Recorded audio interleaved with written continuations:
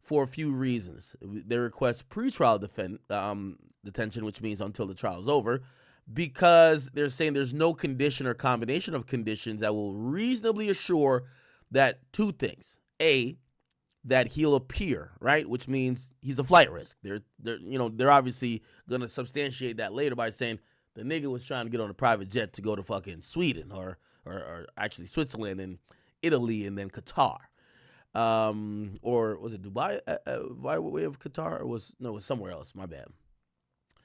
Anyway, then it says the safety of other persons or the community. So they're saying he's a risk to the community. That's kind of like implied with the charges. If you're hiring people to get people killed, you got a lot of money. Again, that's alleged. But if you're doing that, kind of reasonable why they might be like, yeah, this guy being free, he might just hire people to kill the witnesses or kill the snitches, right? Who knows, right? So that's kind of the order they put in, and then they say the offense under the 18 U.S.C. or whatever, this does carry a 10-year or greater maximum penalty. And the way how this is looked at, this is the same way how, again, this is not, bond is much different than are you guilty or are you not. So there's no like presumption of innocence or presumption that you are going to show up to court or presumption that you need to get bail, right? Now, a reasonable judge is supposed to make make this decision. However, they usually say with crimes that are where you're facing 10 years or more, or ones that you're facing life, like you don't got no reason to show up to court, because if you blow trial, you're going to jail for life. So why the hell come to court? So with those, it doesn't say you can't get bail, but it kind of dissuades the government from giving you bail, or dissuades the judge from giving you bail, because you know what I mean, if you're facing life, right? And they use the same thing with Diddy, even though still they try to give you a reasonable understanding, because I mean there's a lot of charges that carry over 10 years, right? And then what else? They said the government's entitled to detention hearing if the case involves. So this is where they're going to do detention hearing because of this. A crime of violence, right? Obviously, murder for hire, which the crime of violence is over 10 years, which clearly is carrying life, or offense where the maximum sentence is life or death, which both include what this is. And they said, and that they believe there's a serious risk the defendant will flee. Okay, so they're gonna have a full hearing on that, and that is going to be what's happening with Durk. Now, interestingly enough, and the biggest irony of everything, as I was like reviewing all these documents and reviewing this case before I was about to get on here, I said, ain't this a trip? You have Lil Durk. Let's go back in the timeline of things, right? Lil Durk and NBA Youngboy basically have like a feud, right? And that feud is kind of multifaceted, but parts of it comes with allegedly Youngboy's ex with King Von. What ends up happening is that Quando seemingly takes that feud into his own hands, kind of steps up a bit for Youngboy, who then becomes on house arrest. They kind of exchange words. Again, this is kind of still over a girl, but not really. Now it's about men and their ego. Then we all seen what happened at the, at the hookah place in Atlanta where King Von was shot and killed. I don't got to pull that video up. And from there, everybody's telling Durk, go slide. You have basically Youngboy who's rapping, yo, clean up on Al O. They're taunting the fact that King Von got killed. You have Quando Rondo drops a song called End of Story. You have Lil Tim basically saying, yo, he just wrote a pussy nigga off the list, right? Lil Tim.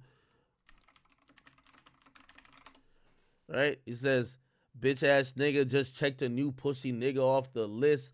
Quick to gun you down, but check the score, bitch, I don't miss. Like yeah, these guys, to think where it kind of started from, and obviously there's probably little stuff back and forth, left and right, but we're going with the main themes here. Issue over girl, they're getting into it a bit, turns into some other shit, Von dies. They're taunting Durk and everybody else on O Block because of that. Durk already, he's stepping up. He starts dissing Youngboy. Aha, I hate Youngboy comes out. Durk drops some other shit on the Colors tape. YB on the Colors tape. And they're kind of dissing each other back and forth, but everybody keeps telling Durk, when you gonna slide? You're doing a lot of talking. When you gonna slide? Then we see the Lil Pop situation happen. Lil Pop, Quando, Rondo, gas station. We seen this happen, right? And, okay, so this happens. Everybody's like, what the hell? Like, is this related? We don't know if it's related. Obviously, we then find out that if Von didn't get killed, he would have got caught up in the FBG Duck Rico case. Okay, so Von's out the way. The O Block guys who you would think would slide for Von, because remember, Von had this crew called Get Back Gang, and that would be the definition of getting back, to get Quando Rondo or Lil Tim. And it appears, Durk is taunting this the whole time. Come outside, come outside. We hear of several shootings in Savannah. Quando Rondo shooting Savannah. Some that happened after a few shows and some other stuff. There was one at the gas. It wasn't even the first. So the LA one wasn't even the first one at the gas station. It was one by a highway. Anyway, there was a bunch of shootings. No one was reportedly hit, but attempts on Quando's life. Then we get to this, where Lil Pop gets killed. Durk then gets arrested after 5 other individuals in OTF. And I only painted that picture to show y'all that essentially, first of all, Von is dead, right? But NBA Youngboy and Durk, their issues have kind of devolved to this place. By the way, we'll get into what's going on with Youngboy in a second, but that's what it is. Now, why did I say that? The reason why I said that is because while Durk pled not guilty today for murder for hire charges, Youngboy is simultaneously serving 27 months in jail, or prison actually, federal prison, in an actually very nice for him negotiated plea that had him plead guilty to basically having 2 guns. It's a global plea, and it'll actually help his situation with the local charges in Utah.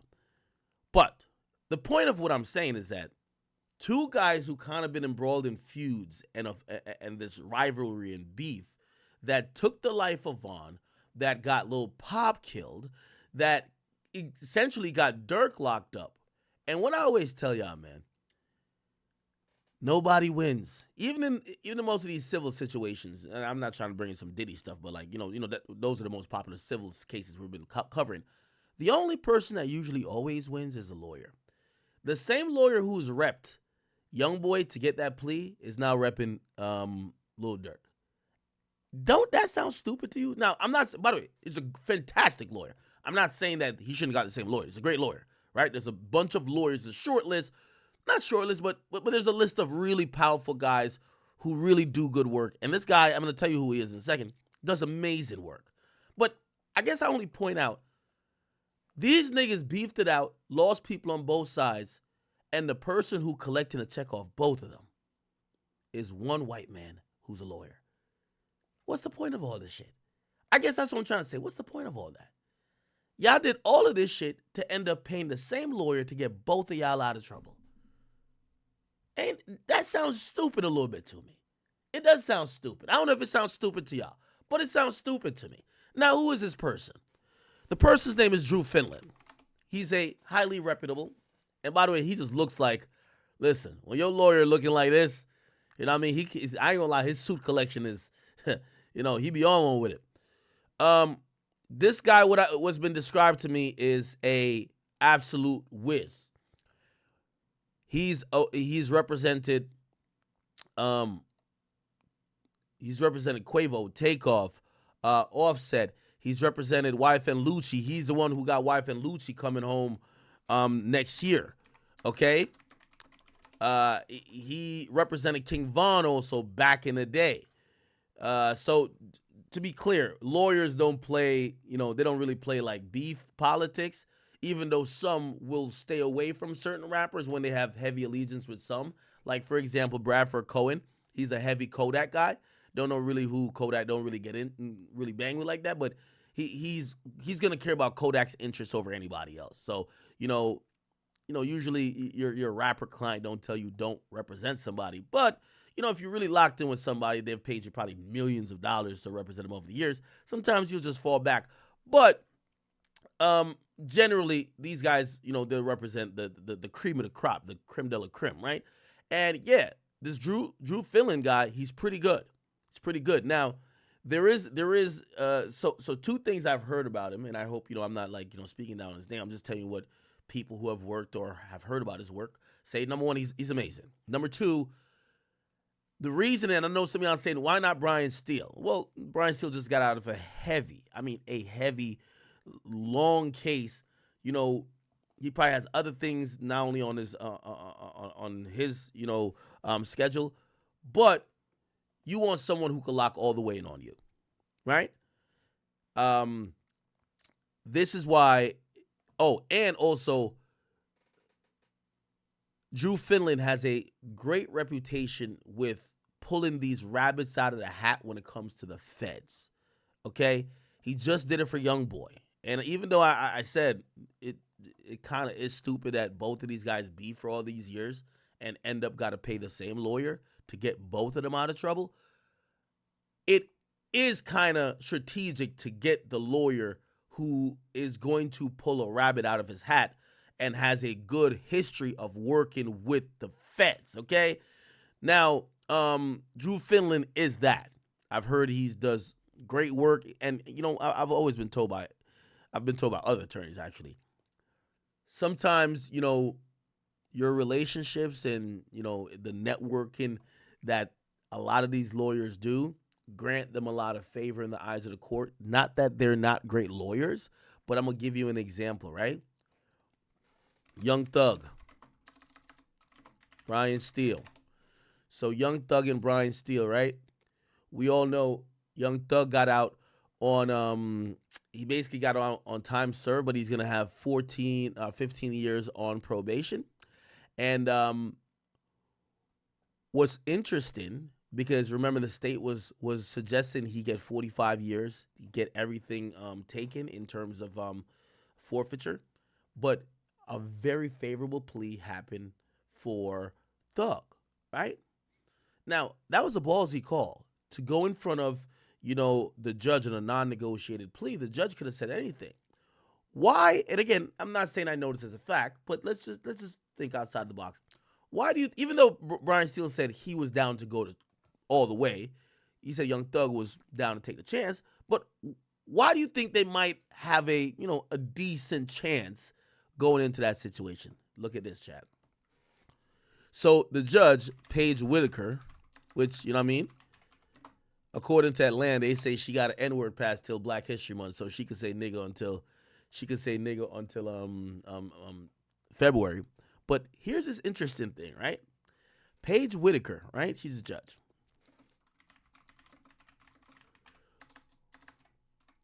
One of her biggest donators when she had a fundraiser was Brian Steele. Do you get what I'm saying? This kind of shows you the other side of, like, not only this happens in politics, but it happens in law too, right? And by the way, she had disclosed this as well, right? And the only reason why she was allowed to stay on the case is that Brian Steele, there's an acceptable amount. He donated like $2,000. It wasn't like that much, right? Let me see if I can find it. Because at first they wanted. Here we go. Where is it? Paige Whitaker. I'm pretty sure it's Paige Whitaker. I want to make sure I'm right. No. Hold on. Is it this? Okay, here we go. Oh my God, they're hating like a motherfucker. All right. Okay, anyway.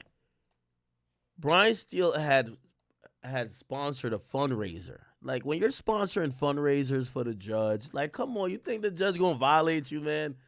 You get what I'm saying? Like, um, the, Brian Steele sponsored a fundraiser for the judge reelection campaign. You get what I'm saying? And the reason why, again, it wasn't conflict of interest, nor was it something that she would have to recuse herself, is because there was a limit. I think it was $2,000. Let me see if I could go look at it. Paige Whitaker donation list.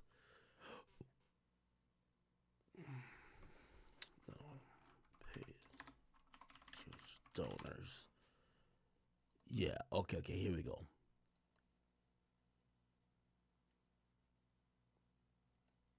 Hold on. It's going to take a second to load.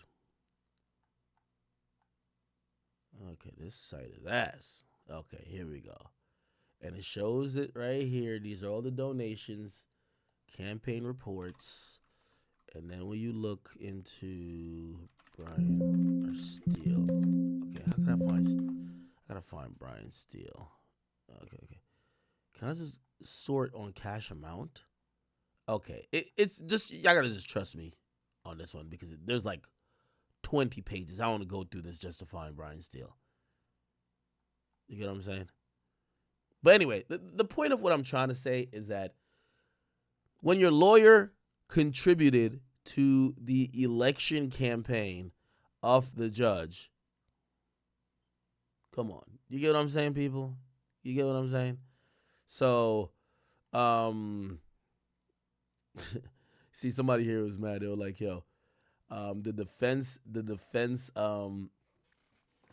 attorney should not be the host of fundraisers for judges. And hey, listen, this is a lot of handshakes, and a lot of these deals get done on, as they usually say, the golf course. Yo, hey, this is my big client right here. This is Jeffrey. I need him. Yo, I know you usually go that hard. Hey, the other 3 cases I got with you, you could hit them niggas with the book. But I need Jeffrey. He's paying me millions. I told him I got to make magic work. You remember you owe me a favor. This is my one favor for the year. I need Jeffrey, right? So I'm not saying that exactly what happened, but that is kind of what does happen, right? Okay, cool. So anyway, Drew Findling is supposedly that. You know what I mean? He's a guy who's just kind of going to make some stuff happen. Obviously now when it comes to the feds, it's a much different system because there's so many different districts and circuits, and to work in and out of those courts you're not gonna have the best relationship with everyone. But from what I hear, Drew Findling could make some shit shake, right? And what it's telling me is that, as would be expected, Durk's gonna fight this, right? Like there's probably not gonna be a plea for him, right? Because the government is sticking fast on he's the leader of the organization. They might come to RICO. They're saying he did the murder for hire. He's the person who set it up. They can't give him no type of plea. They have to go for life, right? So they're looking for all or none. This isn't a situation like 6ix9ine, that even though 6ix9ine was the guy who was funding a lot of situations, was the loudest and most known person of 9 Trey, when they did the hierarchy list of the gang, they didn't put 6ix9ine at the top of the gang. 6ix9ine was an ancillary person that seemingly had more control than he should have due to his money, but and luckily nobody died too. Somebody had died. Like if Chief Keef had died, yeah, 6ix9ine would have been clipped for life. But yeah. So anyway, so 3 lawyers actually filed paperwork today to represent Durk.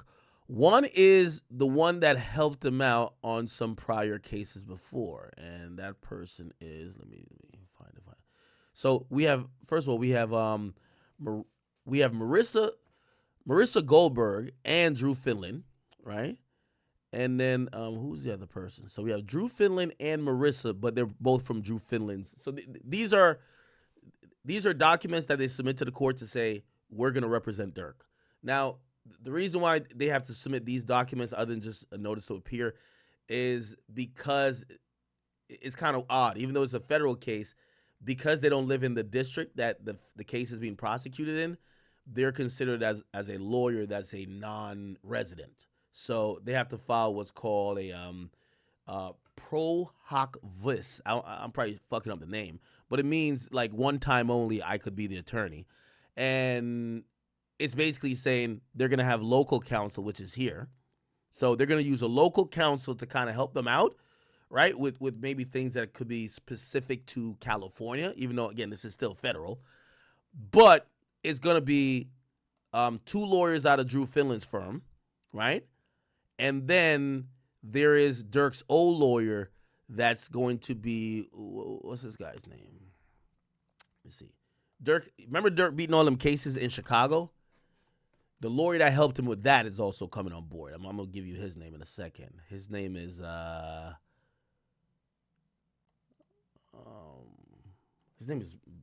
on.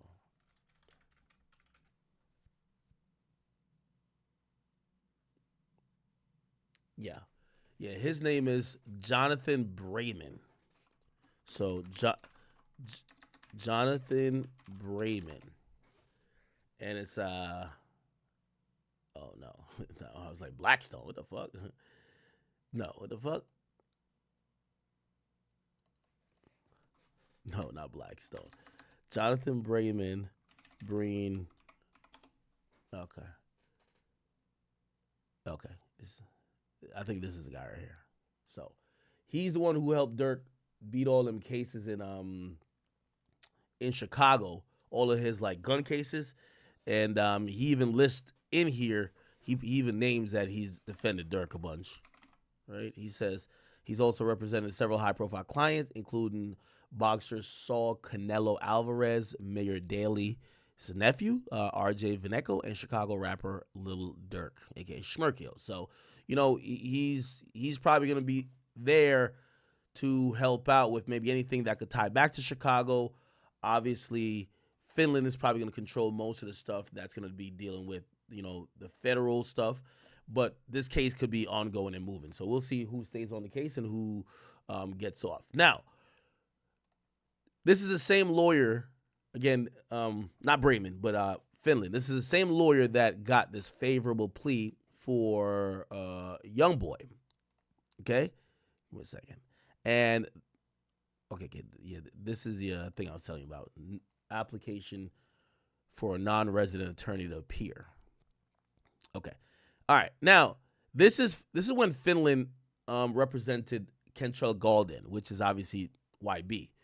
And this was only 2 months ago. So, you know, 2 months ago, you know, he got put on that case, and then quickly, like within like a month, they wrapped that thing up to a plea. And it's actually a really interesting thing because it's what's called a global plea deal, which I'll Google that real quick.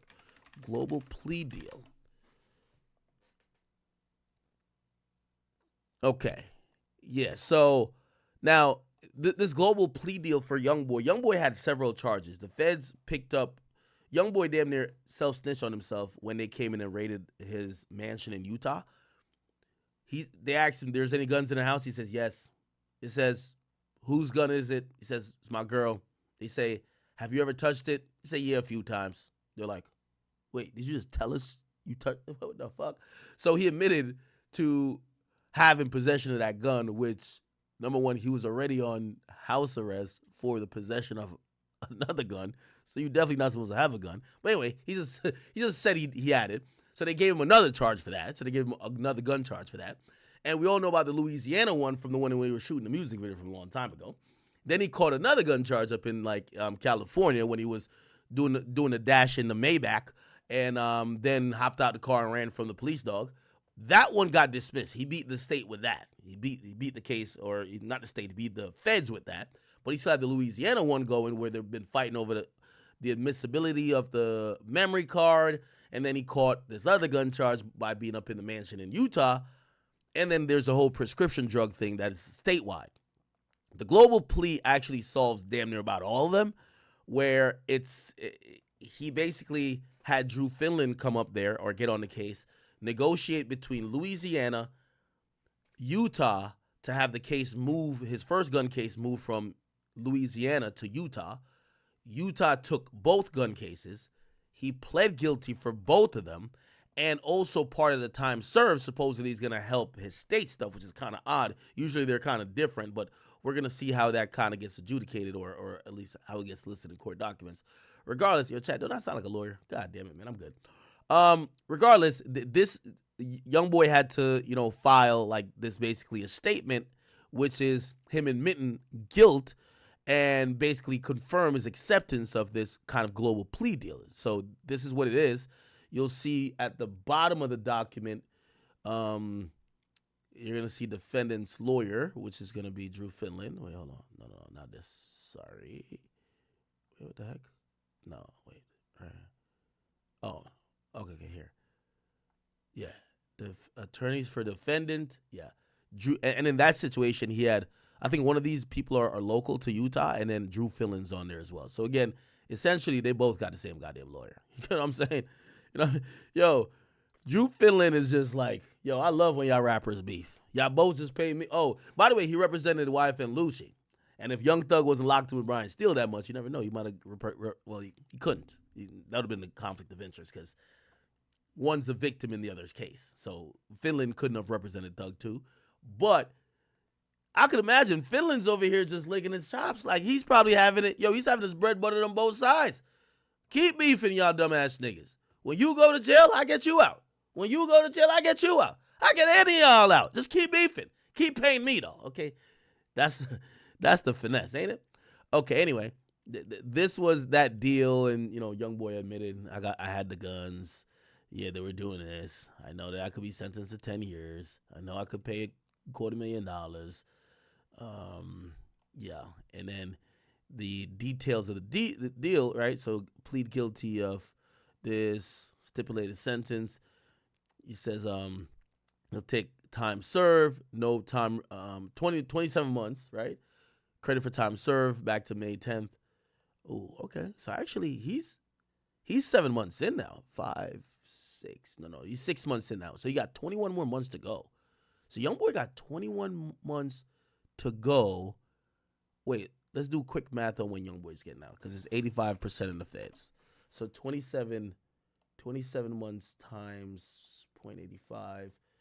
So he got to do 23 months in jail. He's already done 6 months. We're giving him the time served. So he's done, no, not 6 months. Is it 6? Yeah, 6. He's done 6 months. So he has 16 months left. What's 16 months from now? Let me just use Google AI. When is 16 months from now? Yeah. It's looking like around this time. So we're thinking about March. And even then, it's probably going to be a little bit earlier, because I'm pretty sure they're probably going to, you're paying the best lawyers. They're probably going to appeal it a little bit more. And I'm going to tell you why they're going to appeal it more. And I'll look through the appellate thing to see if they have. YB's team is going to appeal it more to see if they'll count some of the house arrests or some of the other detainment time, because he's been locked up for a while. Remember, they're only counting from May. That's where you go on appeal to have them count more, that you could get out sooner. So this is like worst case possible. He's out in 2026, which means technically I'm thinking maybe December. So next year, December, YB's out. You get what I'm saying? Or if they do halfway house, it's going to be 6 months before, but like, do they do halfway house on 27 months? Okay, if that's the thing, he'll be out 6 months before that. It'll be 10 months. Or sometimes they'll do 3 months halfway house, right? Yeah. Let's do 13. Yeah, about next year, December. Around December to March 2026. That's when we'll see Youngboy. Anyway, so it takes 27 months, which, by the way, I think this is a big dub, right? You get caught with 3 guns. 3 guns that you don't even get 30 months? Dub. Win, right? On the other case number, he's getting consecutive to he gets 60 months probation. So I think this is, one of them is for the gun that was in the crib. No, I think this is the Louisiana case, I believe, actually. Louisiana case. Right? No, I think so. 60 months probation, that's 5 years.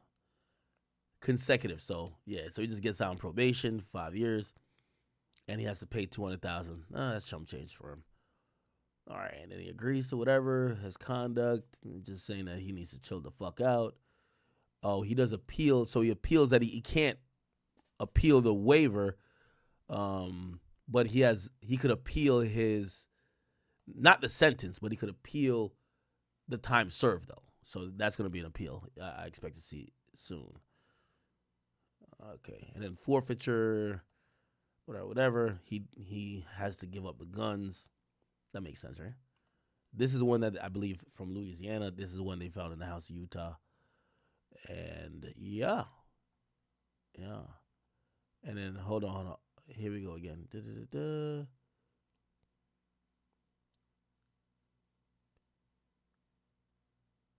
Okay. Now this is where Drew Findling is a fucking master. Like, this guy is good. Yo. So remember, think about the amount of cases and fuck shit that YB been on. Gun charge, Louisiana. Goes to LA, runs from the U.S. Marshals. They find him. So that's already eluding. That's usually a felony. They find him with the gun in the Maybach. Second gun charge. Goes to house arrest in Utah. They raid the house. He admits to having another gun. Three gun charges. They then hit him with damn near almost a state RICO for having a prescription drug ring, because he was having all of his side hoes and side people and I need them perks. Get me them shits. You get what I'm saying? Yo, usually Fed and state are very separate. For example, I see some people say, yo, I hope Trump frees Tory. The federal president, which is like a governor, which is state president. We're just using the term president as, top guy. Donald Trump can't pardon Tory. Like, that's a state case, right? Like, the feds prosecute federal shit. Like, the state deals with their state shit. Now, could you twist their arm a little bit? Of course. But, fed shit. And what I mean by saying that too, if you get two different situations where you have state time to do and fed time, sometimes they don't let you do it concurrently. Sometimes they say you got to go do your fed time, then your state time. Okay? They treat it very separately. However, in this plea, Findling gets in, and this is a federal paperwork. They get them to acknowledge that, this fed time is also going to count for state time. Brilliant. So the drug ring shit is actually taken care of, and you hear it here. I understand and agree that this plea is solely between me and the United States attorney for the District of Utah and does not bind any of the federal, state, or local prosecuting, administrative, regulatory authorities. However, it's a joint understanding of the parties that my outstanding state case will be resolved as follows. Look, this is a case with the drug ring shit. It will be dismissed after the sentencing, and they move the drug case, I think, to district court. So the feds just took the case from the state rather than having two different separated things. I will enter guilty, blah, blah, blah, and I will be sentenced to time served for the fine of this. And I ask, okay, all right. I'm 24. Wait, Youngboy only has an 8th grade education? Made it pretty far. Can't lie. Is how Kencho signs his name? I bet. Okay. Anyway, same lawyer. I guess I did all that to say same lawyer, right? I do think that Durk has a fighting shot here. Obviously, also, that's another thing they say about Findling. Findling's the plea guy. Him and Sado. Like, they going to get you a nice-ass plea. I don't think, this is obviously not a plea situation, right? So, he's going to have to fight it, but he could probably try to make some magic work for Durk. We'll see. We will see. We did get an update, and apparently this is a new picture. So OTF Didi's is supposedly currently, well, not supposedly, he's locked up, and apparently look like he's having a good old time. He ain't that bothered, This is the first image of OTF Didi that we have gotten, and looks like, shit, he might be locked up, but you ain't breaking his spirits, He He's like, fuck them other niggas, right? I get it. I get it, man. I get it. Yo, what's good to y'all? What's good with y'all? All right. So yeah, that's OTFDD. But yeah, interesting. You know, I just found it mad interesting that. And by the way, he's been held at MDC Los Angeles. MDC Los Angeles. This is where Durk is going to be spending his time for the next few years. Okay. Let me see. Let's look at it from the outside. Ooh, ugly looking ass building, eh? Damn. So this is FDC Los Angeles, and Durk is somewhere here. I'll try to see if I can find out what's the conditions that he's. You know, we obviously know Diddy's in like a special wing. They got extra cameras on him. Niggas is fighting to make his bed. We'll see what Durk and Schmerkio got going on. Matter of fact, let me look it up. MDC Los Angeles menu.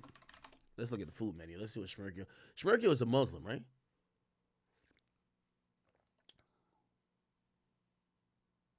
Let me see. I'm trying to see what type of. What's the meal plan looking like? Okay, this is the commissary list. Okay. Okay, got some stamps. Got some electronics. Ooh, Skull Candy headphones? Oh, that's fire. The JVC Sport headphones? That's fire. I like those. Ooh, you could get a little watch? A Timex Iron Man watch? Well, you could buy a watch in jail? I didn't even know. Fire. It's kind of fire. I'm rocking with that. Get 4 batteries, you know what I mean? Could use them batteries, you know? Cook some food. I don't know what the fuck. I see niggas in jail do some amazing shit, man. Some real amazing shit. So, AA batteries, they're going to do something. Oh, here are the shoes. Let me see the drip. Let's see the drip. You know, Schmerkio got to make sure the drip fire. Got the Reeboks Classics. What? The Nike Fly. Nah, maybe that's the Nike Air Precision 2. I don't know how these shits look. Let me Google it. Are these fire?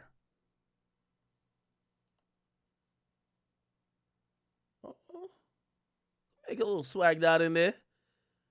Make a little swagged out. Nah, I mean, ain't no Balenciagas done, but make it work. Ooh, got the shower shoes. Ooh, the Reebok sandals. You know Schmerkio gonna have the Reebok sandals up in there. The Reebok shower sandals. Ooh. All right, here's the meats. Mackerel fillet. I wonder if this is like you just order to yourself. Like room service or cell service. I don't know. Tuna. I don't like tuna. I don't eat nothing that live on the water. Anything that live on the water, I don't eat it. Pink salmon. Smoked baby clams. Chicken pouch. What the hell is that? Chicken pouch? What's that? Shredded beef pouch. Turkey sticks. Beef sausage. Halal. What does that mean?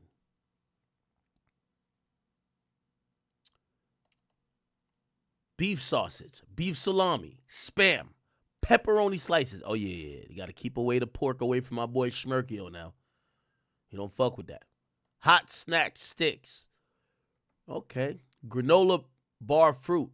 Deluxe trail mix. Raw almonds. Salted cashews. Shit.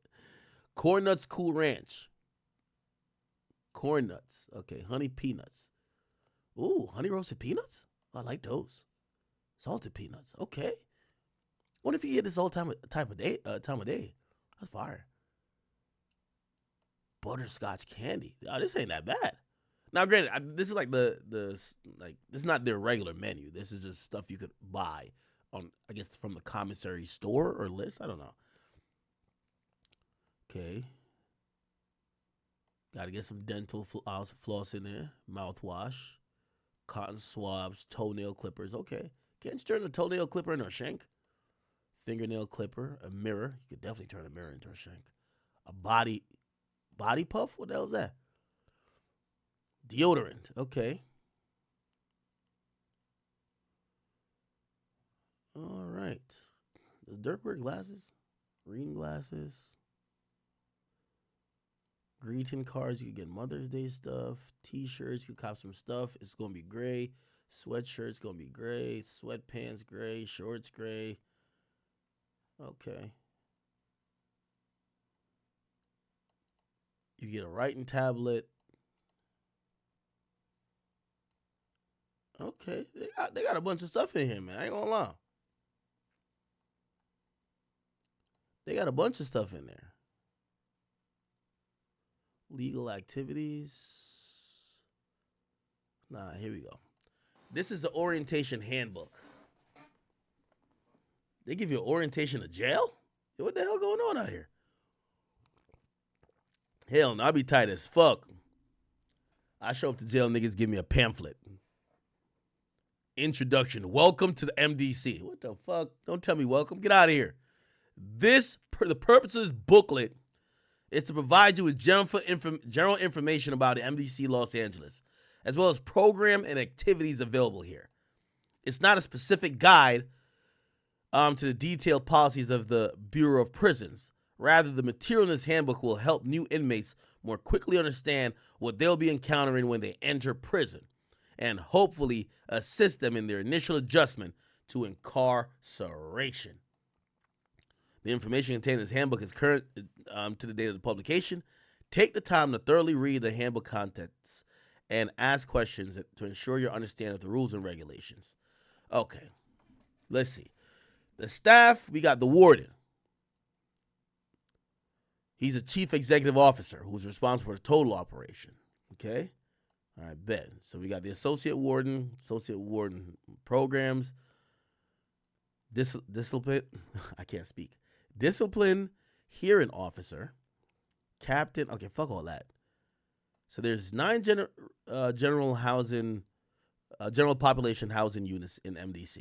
Obviously, we're thinking that he's not going to be in general population until for a while. You know what I mean? He's a new inmate. He just got arrested.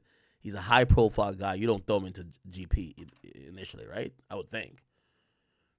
A housing unit is a self-contained inmate living area that includes both housing sections and an office space for unit staff. Housing units are divided into 3 unit teams: Unit 1, Unit 2, Unit 3. All right, man, let me watch a video on this shit, man. I ain't got time for it, bro. All this reading, man. MDC Los Angeles. Okay. Oh. But anyways, we're going to take a trip in a prison from FCI near the roller coaster. Hold on. Oh, this is how it looks inside? Good evening. An MDC officer who thought he was going to check on a fight walked into a fight for his life. Video shows that corrections officer fending off 4 inmates who were trying to beat him up and take his radio to keep him from calling for help. News 13's Chris McKee has that video. Chris? Dina, just this all happened in an MDC cell block around Thanksgiving. Union leaders tell us this corrections officer could have been killed, but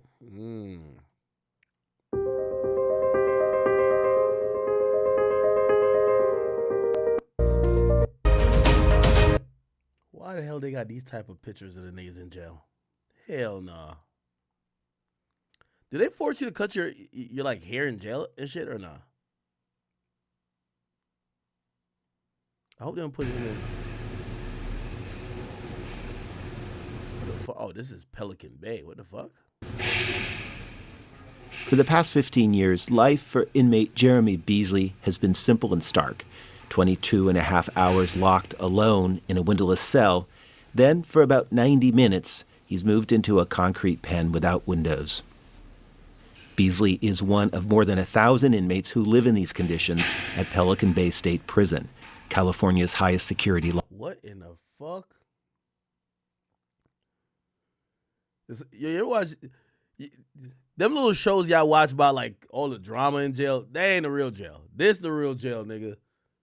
Nigga, I don't hate nobody to do something to them to get to go in there. I don't hate nobody that much. I ain't gonna lie. Lockup. What the fuck?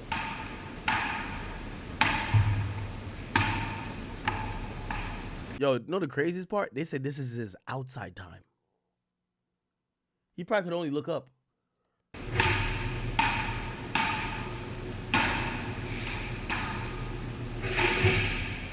You get bored of it real quick. I believe that, you know, certain people should be isolated. I believe. Nah, this is crazy.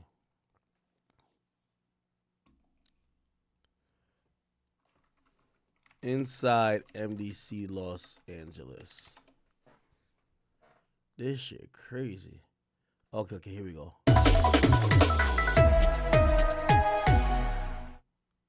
Often hear us tell you about prisoners being put into segregation at the Bernalillo County Jail, but we've never gotten to see what that looks like until tonight. Action 7 News reporter Regina Reese takes us on an exclusive tour and shows us where a man accused of shooting a cop is being held.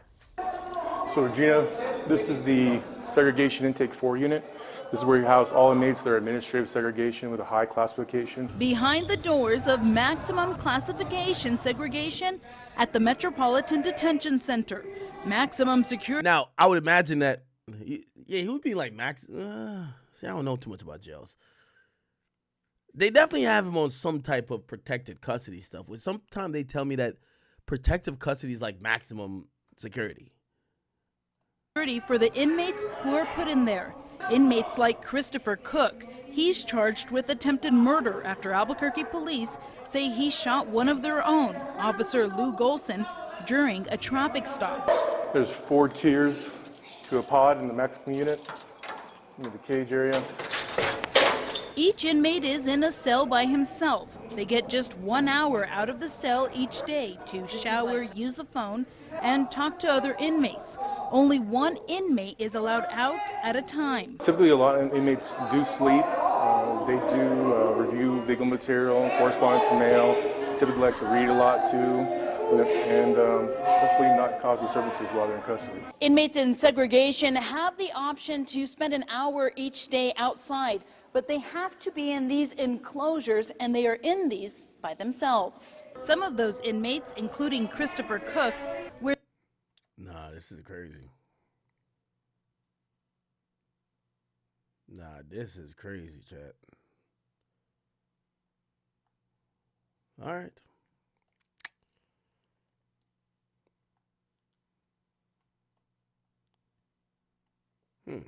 I wonder if Durk could see like his family and shit. Yo, so I seen one of his baby moms. I don't know which one this is. Y'all tell me which one this is.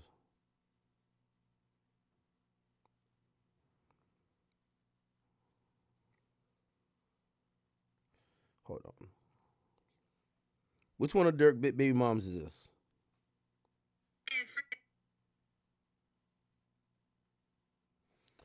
There's one of Durk baby moms named Tyvana.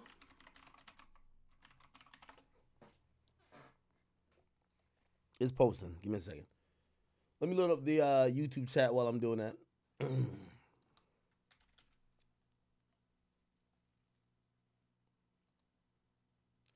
By the way, I've been thinking about it more and more. Did you think that I actually believe Durk knew this was coming? I think that's why he makes a song like All My Life, bro. I think he got more religious when he knew this was coming. Not saying that him being religious was fake, but I think he knew it was coming. Okay, did it post yet? Still ain't posted? What the fuck? Give me 1 second. Yeah, once I heard all my life, all my life.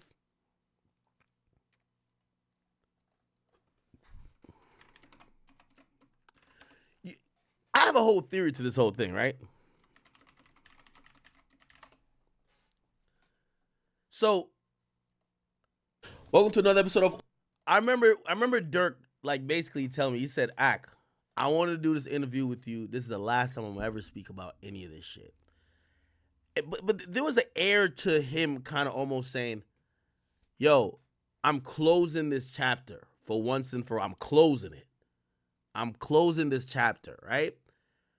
But he was already starting to transition, right? Like, you know, he was, you know, definitely heavy into his faith and everything else. But I think this interview now, I look at it differently because I remember him saying to me, he said, "Ak," and I know some people were like, "Yo, They probably thought I was just asking random shit. No, Durk told me, he said, "Act, you know what the people want you to ask me? Ask me. This is the last time I'm ever talking about this shit." And I mean, I guess Sad to say, Lil Durk has been booked, man. It's gonna be a lot of videos coming out about Lil Durk, man. This is honestly sad, bro. I'm gonna keep it a being. Like, this is actually sad, like genuinely sad. Lil Durk literally had such a, I don't want to say such a promising career because he still has his career right now. He has his album coming out in a month. Like Lil Durk has so much positive going for him.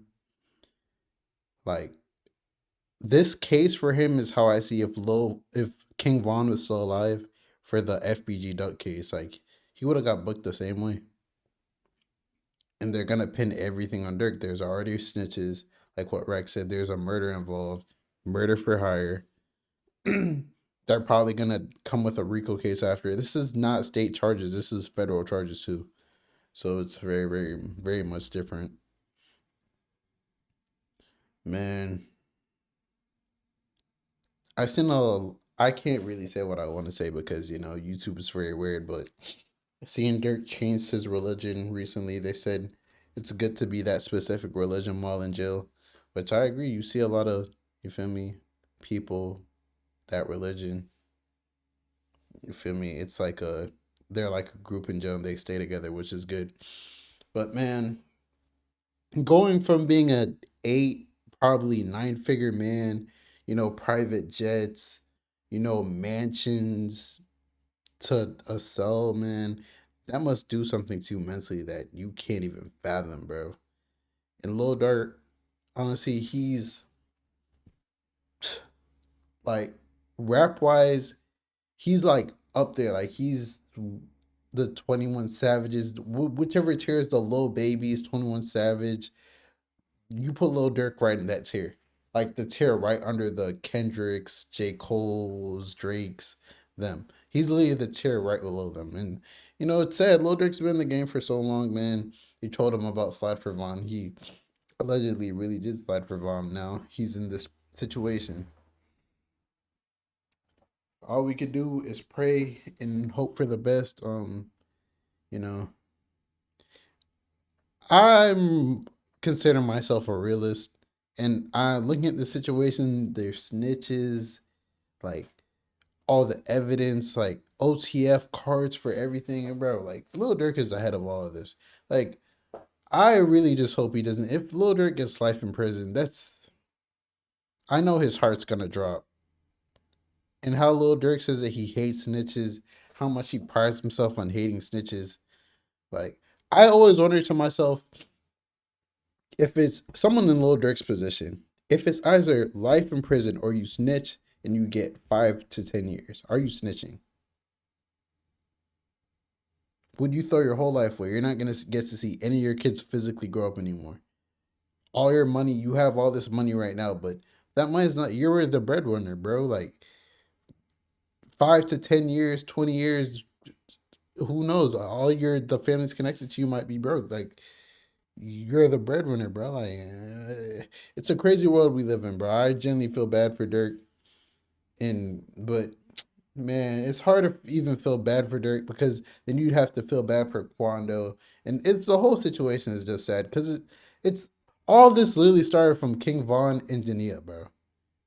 King Von, Asian Doll, Jania, like, it's just woman, bro. Woman caused this whole thing to happen. It was a chain reaction, and now we're here.